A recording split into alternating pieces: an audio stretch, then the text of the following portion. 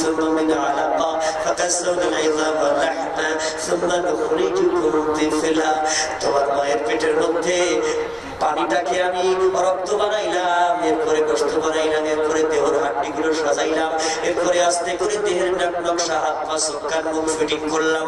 সুম্মা নুখরিজুকুম তিফলা, এবার বাচ্চা বানাইয়া দুনিয়ার মধ্যে তোমারে আনলাম। জোরে জোরে বলেন মারহাবা। ইন্নাহু আলা রাজইহি লাকাদির ইয়াওমা তুবলাস সারাইর ফামা লাহু মিন কুওয়াতি ওয়ালা নাসির। আল্লাহ পাক বলছেন, এবার আবার আমি তোমাকে দুনিয়া থেকে উঠাই নিয়ে যাব। মনে রেখে দিও, তোমার সকল কর্মের বিচার আমি করব, কোনোভাবেই তোমাকে ছাড় দেওয়া হবে না। আসমানের নিচে যা করেছো আসমান বলে দেবে, জমিনের উপরে যা করেছো জমিন বলে দেবে।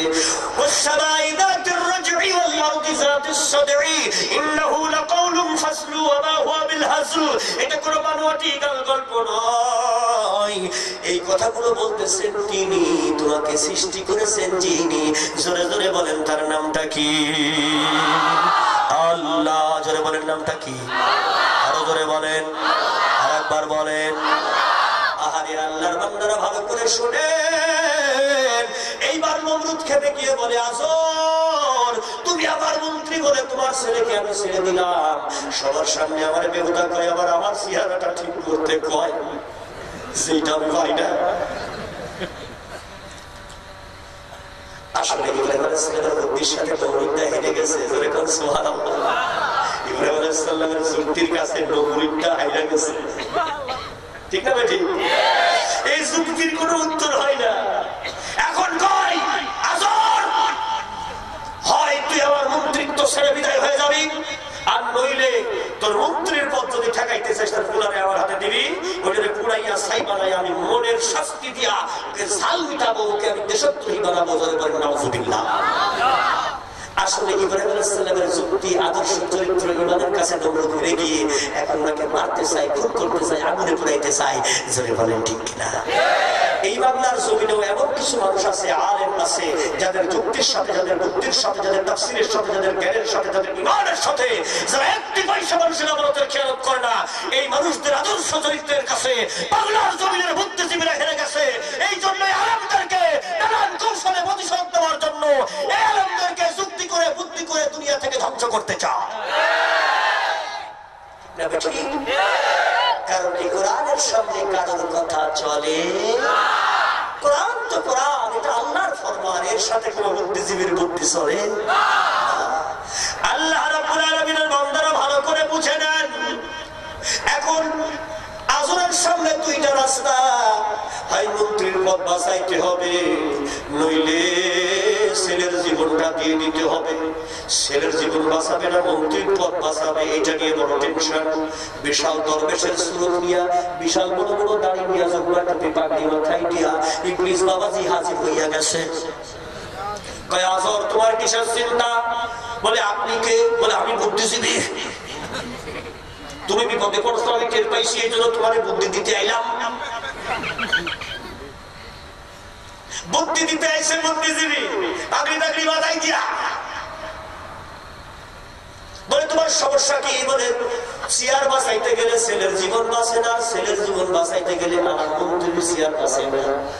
বুদ্ধিজীবী বলল, শোনো, একটা ভালো পরামর্শ দেই, বউ যদি বেঁচে থাকে ইব্রাহিমের মতো আরো ছেলে জন্ম দেওয়া যাবে, কিন্তু মন্ত্রীর পদ যদি একবার চলে যায়, এই পদ জীবনে আর পাইবা না। তোমার দিন শেষ, মাল কামানোর দিন শেষ। অতএব ছেলে মরে মরুক, মন্ত্রীর পদটা চাইব না। ইবলিসের পরামর্শ। আর একবার নাউযুবিল্লাহ। এমন চিন্তা দুনিয়ার মধ্যে অনেকেই করে যে আমার দেশের জনগণ মরে যায়, যাক আমি পথ ছাড়তাম না। এমন চিন্তা ভাবনা অনেকে করতে পারে, কিন্তু মনে রাখবেন এই নমরুদের চিন্তা দিয়ে দুনিয়া চলে না। ধরে বলেন ঠিক কিনা? আল্লাহর বান্দা ইব্রাহিম আলাইহিস সালামের বাবা ইবলিসের কথা মতো নিজের ছেলেকে আসামি বানাইয়া বিনা অপরাধে নমরুদের হাতে তুলে দিল। সরকার সঙ্গে হাত পা বেঁধে নমরুদ যখন আগুনের পাহাড় সমান আগুনের মধ্যে ইব্রাহিমকে ফেলায়, ইব্রাহিম নবী তাকিয়ে দেখতেছে বাবা দড়ি ধরা, বাবা দড়ি ধরে টেনে টেনে ইব্রাহিমকে আগুনে ফেলাইতেছে। নমরুদকে খুশি করার জন্য, নিজের ছেলেকে আগুনের মধ্যে ফেলাবার জন্য নিজেই দড়ি ধরে টানতেছে। দুনিয়ার ইতিহাস ভালো করে বুঝে নাও গো দুনিয়ার মানুষেরা, নিজের পথ বাঁচাবার জন্য এই দুনিয়ার মধ্যে মানুষ নিজের ছেলেকেও আগুনে পুড়াইতে পারে, মানুষ পারে না এমন কিছু না। এই জন্য মানুষের জন্য আল্লাহ আবার জাহান্নামও বানাইছে, মানুষের জন্য আল্লাহ জাহান্নামও বানাইছে। কারণ নিজের সন্তানকে পুড়িয়ে ফেলতেছে কিসের জন্য? সিয়ারে থাকার জন্য। জোরে বলেন নাউজুবিল্লাহ। আরে খুব খেয়াল করতে হবে, পৃথিবীর ইতিহাস এমন হয়েছে, একজন মহিলাকে বাঁচাতে গিয়ে একটা দেশ ধ্বংস হয়েছে। ট্রয় নগরী ধ্বংস হলো শুধুমাত্র হেলেনের মতো একটা নারীকে বাঁচাবার জন্য। জোরে বলেন ঠিক কিনা? সেই ট্রয় নগরীতে কমপক্ষে 86 লক্ষ মানুষ বসবাস করত। 86 লক্ষ মানুষের জীবন গেছে, 50% মানুষের জীবন চলে গেছে শুধু খালি একটা লেডিসকে বাঁচাবার জন্য। এবার পৃথিবীর ইতিহাস আপনাকে বুঝতে হবে, একটা লেডিসের জন্য দেশের লক্ষ লক্ষ মানুষ শেষ। এটা হতে পারে না। পৃথিবীর ইতিহাস বলছে এই জন্য মানুষ তোমাকে হোশ করতে হবে। তুমি কি করছো, কি বলছো, তোমার আল্লাহ তোমাকে অবজার্ভ করতেছে। আল্লাহু আলা কুল্লি শাইইন শাহীদ। 30 পারা সূরা আল-বুরুজের মধ্যে আল্লাহ বলছে সর্ব অবস্থায় তোমাকে পর্যবেক্ষণ রাখা হয়েছে। মানুষের বাচ্চা তুমি বাঁচতে পারবে না, জাহান্নাম তোমার সামনে, জান্নাত তোমার সামনে, কোন পথে যাবা তুমি ঠিক করো। ঠিক না বেঠিক? আরো জোরে বলেন ঠিক না বেঠিক? প্যারা হাজারিন, জিনের বাদশা আব্দুল জলিল হাজির হইয়া গেছে ইব্রাহিম খলিলের সামনে। ইব্রাহিম আলাইহিস সালাম আগুনের উপরে সরকার মধ্যে জ্বলতেছে, এখনই ফেরানো হবে। জিনের বাদশা আব্দুল জলিল বলে, তাফসীরে কানে আসছে, হুজুর আপনি হুকুম করেন, জিন বাহিনী রেডি আছে, নমরুদের রাজত্ব ধ্বংস করে দেব, প্রাসাদ গুলো ইট খুলে দেব, আগুনটাকে পানি দিয়ে নিভিয়ে দেব, আমার জিন বাহিনী রেডি, আপনি খালি হুকুম দেন, কাজটা হয়ে যাবে। আল্লাহর নবী বলেন, ইব্রাহিম ইন্নী তাওয়াক্কালতু আলাল্লাহি রাব্বুনা ওয়া রাব্বুকুম। নারে জিনের সরদার, তোমারও সেই রব, আমারও সেই রব। আমি সেই মহান রবের উপরে তাওয়াক্কুল করেছি, আর কারোর উপরে ভরসা করতে চাই না। সুবহানাল্লাহ। এইবার ফেরেশতাদের বাদশা জিবরাইল এসে হাজির হয়েছে। ও আল্লাহর নবী, আবার 600টা ডানার মধ্যে একটা ডানার ঝাপটা দিলে নমরুদের আগুন শেষ হয়ে যাবে, আপনি খালি আমাকে বলেন, হুকুম করেন, আমি কাজটা করি। আল্লাহর বান্দা ইব্রাহিম খলিলুল্লাহ বলে, লা ইউসিবানা ইল্লা মা কাতাবাল্লাহু লানা হুয়া মাওলানা ইন্নাহু হুয়াস সামিউল বাসীর। সে আল্লাহ সব দেখে, সব শোনে, সে আল্লাহ আমার রব, তিনি করবেন সব। কোন বিপদ আমার জীবনে আসতে পারে না রে। আমার আল্লাহ যদি না চাই, তোমার মতো জিবরাইলকে আমার লাগবে না, আমার আল্লাহ আমার জন্য যথেষ্ট, তিনি আমার রব, তিনি করবেন সব। জোরে জোরে বলেন রবকে, জোরসে বলেন, আরো জোরে, জোর হয় নাই, সবাই বলেন। সে আল্লাহ কি বাংলাদেশে আছে? আল্লাহ আমার রব, ওই রবি আমার। জোরে, আল্লাহ আমার দমে দমে তনু মনে তারি অনুভব। আল্লাহ আমার রব, ওই রবি আমার সব। জোরে জোরে বলেন মারহাবা। আল্লাহর খলিল তাওয়াক্কুল করেছেন কার উপরে? আল্লাহর উপরে তাওয়াক্কুল করেছে। অপরদিকে ইব্রাহিমের বাবা দড়ি ধরে টানে আর নমরুদকে খুশি করাইতে চায়। ইব্রাহিমের বাবা খুশি তাওয়াক্কুল করেছে নমরুদের উপরে। ছেলে জিতবে না বাবা জিতবে? কে জিতবে? দেখেন, টাইনা টাইনা আগুনের মধ্যে ফেলাই, মহান আল্লাহ রাব্বুল রব্বুল আলামিনের উপরে তাওয়াক্কুল করার কারণে মহান আল্লাহ রব্বুল আলামিন বলতেছেন রহমতের বাণী ইয়া নার কুনি বারদাও ওয়া সালামান আলা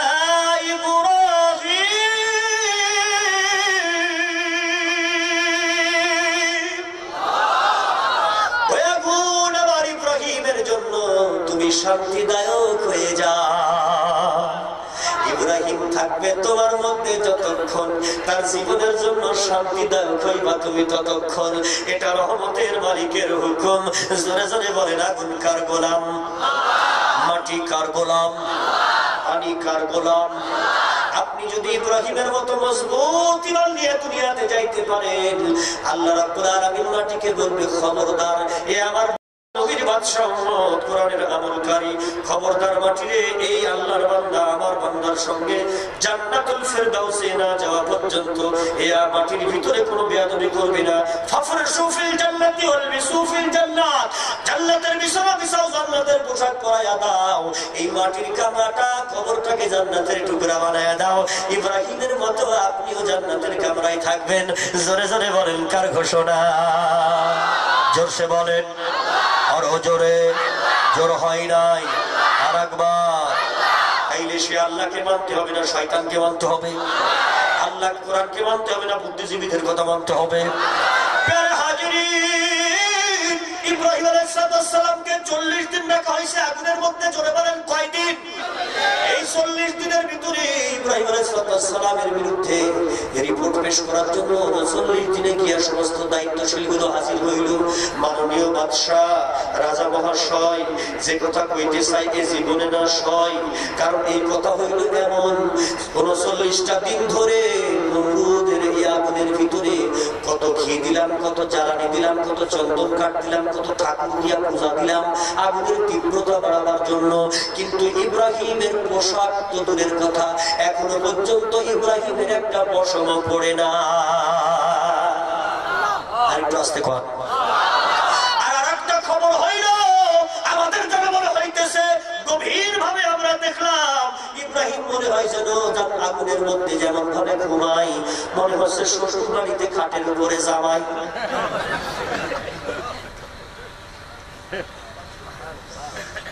নমরুদ বলতেছে তোরা তো এই কথা কইলি, কিন্তু আমার চিন্তা অন্য জায়গায়।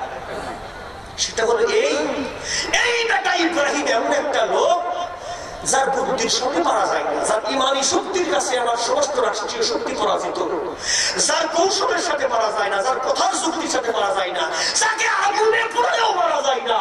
আমার চেয়ারটা যদি কেউ উল্টাই তাহলে এই বেটাই সেই বেটা। এই দুনিয়ায় আমার যদি কাউরে থেকে ভয় পাওয়া লাগে তার নাম ইব্রাহিম। আমার মনে হয় কি জানি কি হয়, কারণ এই বেটাকে আগুনেও পুরানো যায় না, পানিতেও ডুবানো যায় না, মেরে ফেলতে গেলেও মারা যায় না। কি একটা কঠিন ব্যাপার। আবার রাষ্ট্রীয় সকল ক্ষমতা যার কাছে পরাজিত। জোরে বলেন সুবহানাল্লাহ।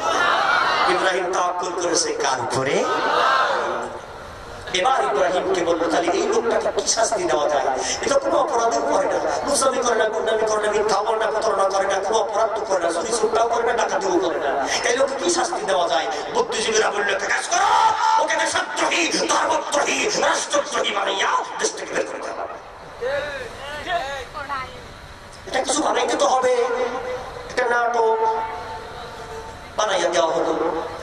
ইব্রাহিমকে রাষ্ট্রদ্রোহী, দেশদ্রোহী বানাইয়া এই রাষ্ট্রদ্রোহী, দেশদ্রোহী, ধর্মদ্রোহী সিল মারিয়া নমরুদের রাজত্ব থেকে ইব্রাহিম আলাইহিস সালামকে বের করে দেওয়া হলো।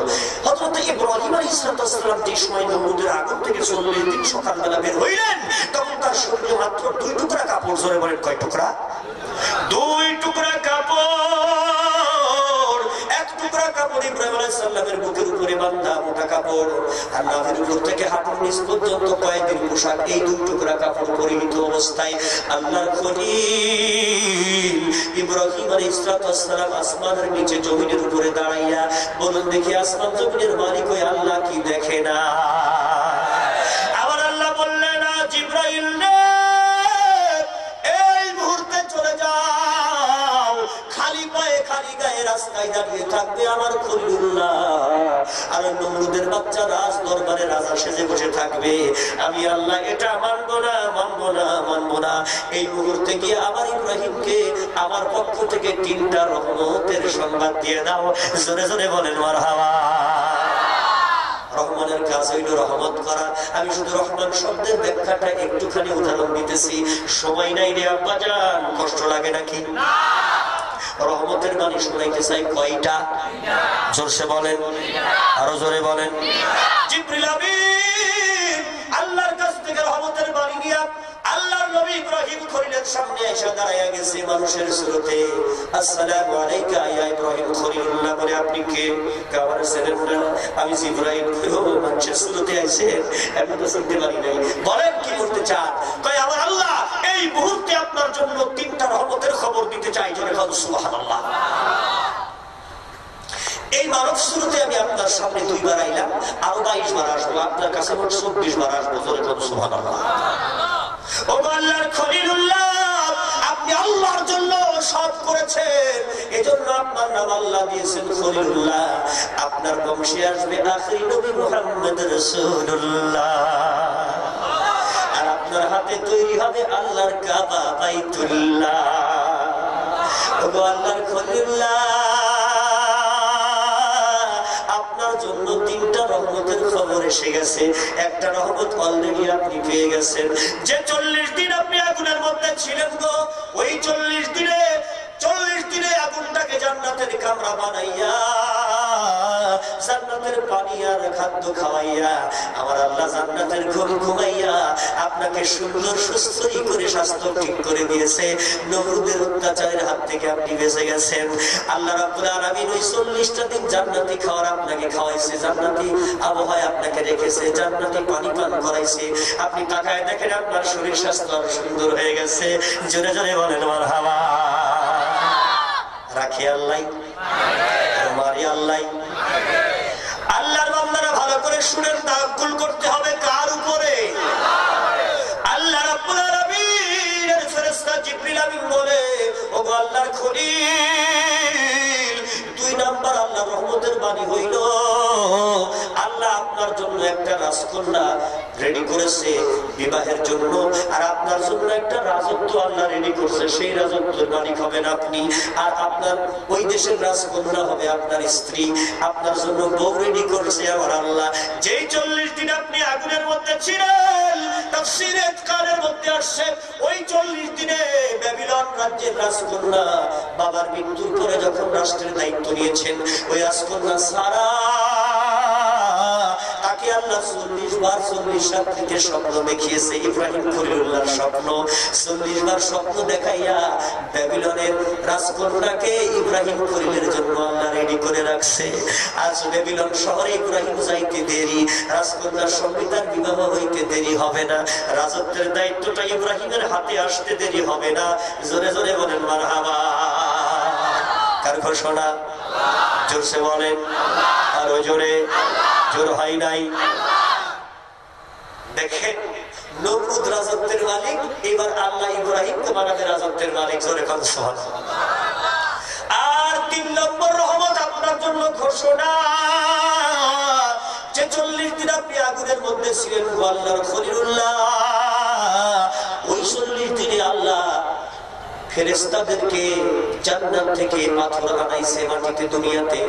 ওই পাথর দিয়া আপনার জন্য বাইতুল খলিল নামে একটি রাজপ্রাসাদ আল্লাহ আলাদা তৈরি করেছেন 40 দিনে। ওই রাজপ্রাসাদটা তৈরি হয়েছে জাবরান শহরে। বর্তমান ইসরায়েলের ভিতরে একটি শহর আছে হেবরন, ওই হেবরনের সমুদ্র বন্দর যেটার নাম জাবরান, এই জাবরানের ভিতরে এখনো সেই বাইতুল খলিল প্রাসাদটা রয়েছে, যেটা জান্নাতি পাথর দিয়ে তৈরি করা।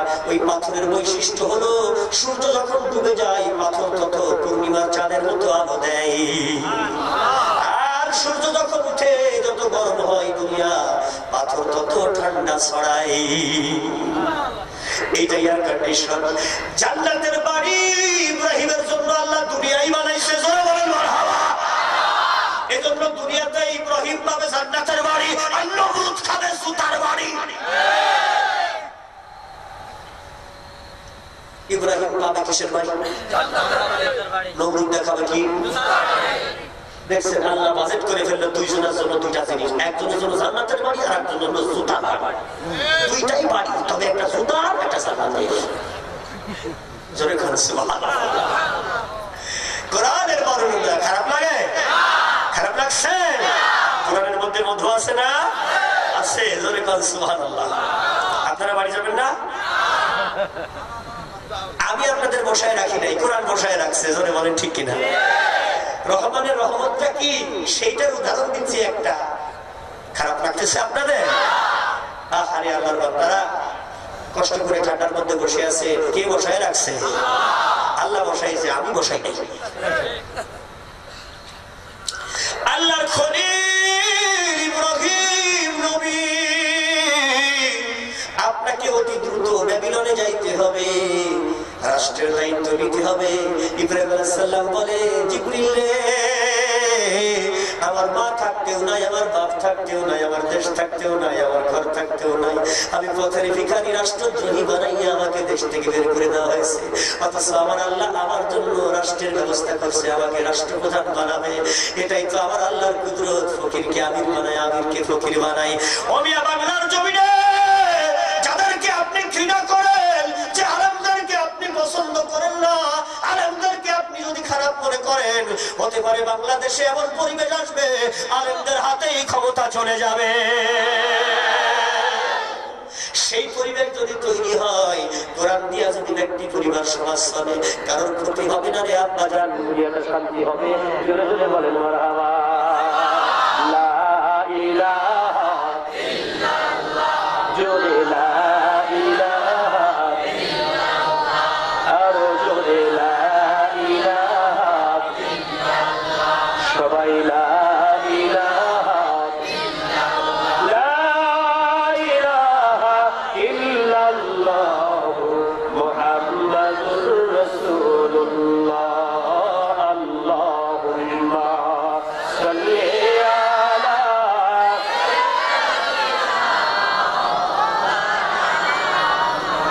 ওয়া আলা আলি সাইয়্যিদিনা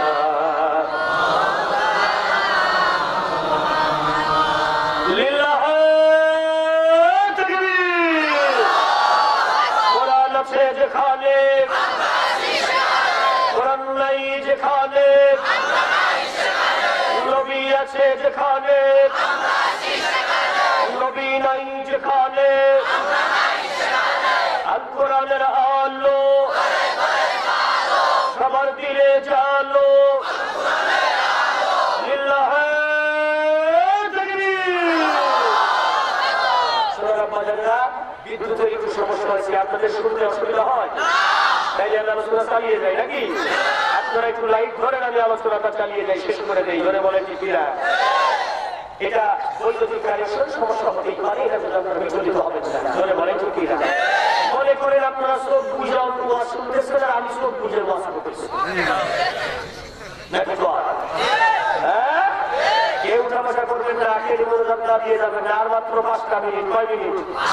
5টা মিনিট। ইব্রাহিম আলাইহিস সালামের বিবাহ ঠিক করছে কিনা? ব্যাবিলনের রাষ্ট্রের সাথে ইব্রাহিম আলাইহিস সালামের বিবাহ ঠিক হয়ে গেছে। আপনারা কি বিবাহ খেয়ে বাড়ি যাবেন না না খেয়ে যাবেন? বিবাহ খাইয়া তারপরে বাড়িতে যাইবেন। জোরে বল সুবহানাল্লাহ। আল্লাহ রাব্বুল আলামিনের নবী ইব্রাহিম খলিল বলেন, জিবরাইল রে, আমি তো ব্যাবিলন রাজ্য চিনি না। আল্লাহর ফেরেশতা জিবরিল আমিন বলছেন, ওগো আল্লাহর নবী, আমার আল্লাহ আমাকে পাঠিয়েছেন তো ব্যাবিলন চিনাবার জন্য। আপনি একটা একটা করে পা দেন, লম্বা লম্বা করে পা ফেলে রওনা দেন। ইনশাআল্লাহ আসরের নামাজের আগে আমরা ব্যাবিলন রাজ্যে পৌঁছে যাব। নবুদের রাজত্বে আর থাকবো না, আমরা চলে যাবো রাজত্ব ছেড়ে। আপনি একটা একটা করে পা দিবেন, আর আপনার পায়ের নিচ থেকে শত শত মাইল রাস্তা আল্লাহ সরাইয়ে দেবে। কার ক্ষমতা? এই জমিন চলে কার হুকুমে? ভূমিকম্প হয় কার হুকুমে? এই আসমানে বিদ্যুৎ চমকায় কার হুকুমে? এই দুনিয়ায় ফসল ফলে কার হুকুমে?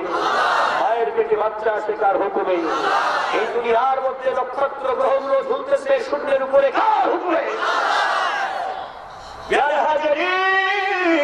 আল্লাহর খলিল ইব্রাহিম একটা ফেলাই, মাইলের পর মাইল রাস্তা পায়ের নিচ থেকে সইয়া যায়। আসরের নামাজের পূর্বে আল্লাহর খলিল ইব্রাহিম নমরুদের রাজত্ব ছেড়ে দিয়া আল্লাহর খলিল ব্যাবিলন রাজত্বে পৌঁছে গেলে। আল্লাহু আকবার।